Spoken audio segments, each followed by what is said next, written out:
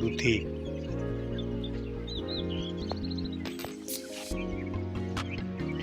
Mulching કરીને વાવો ને એટલે તમારે વધારાની મહેનત કરવી પડે નહીં.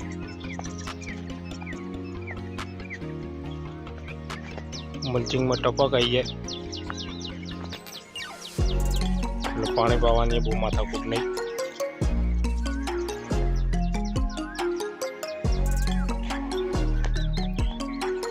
આ દૂધી છે. પેલી બાજુ રીંગણા અને ગલગોટા પણ વાયેલા છે.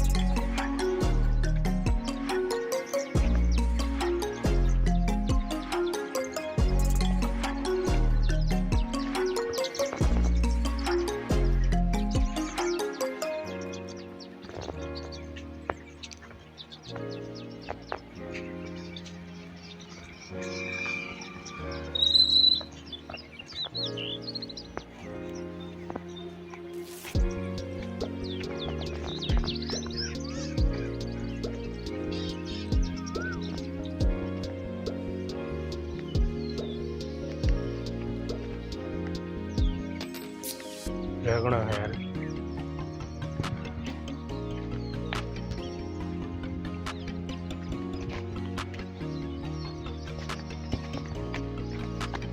आवा जो 3-3 ने 4-4 रेगણા आवा માંડ્યા.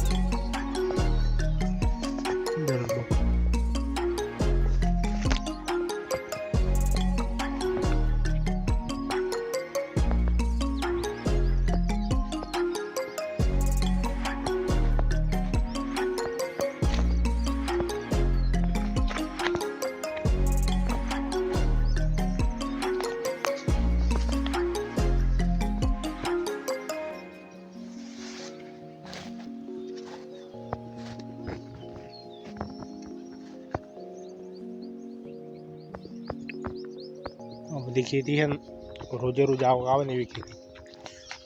રોજે રોજ વેચવાના, રોજે રોજ પૈસા કમાવા. બધી પદ્ધતિસર ખેતી કરેલી હોય ને તો પૈસા સારા મળે.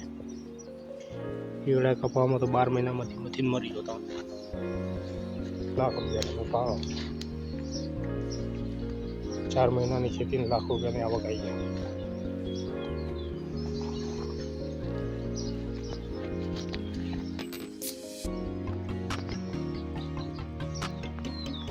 એની એક્સેટ બાજુ ગલગોટા વાયેલા.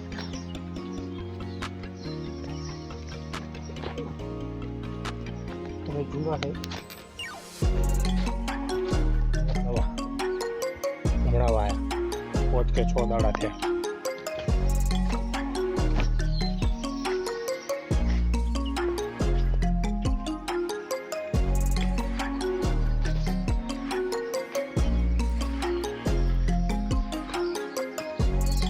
શિયાળામાં વાયા હોય તો ગ્રો કવર લગાવવું પડે. ઉનાળામાં હોય એટલે ગરમી એટલે ગ્રો કવર લગાવવાની કોઈ જરૂર નહીં. આમાં રોગ બહુ ના આવે ઉનાળો હોય એટલે.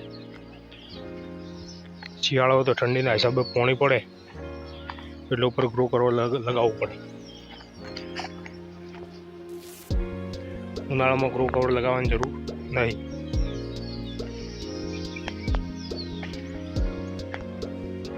ઉનાળામાં જીવાતે ઓછી પડે, રોગ ઓછો આવે.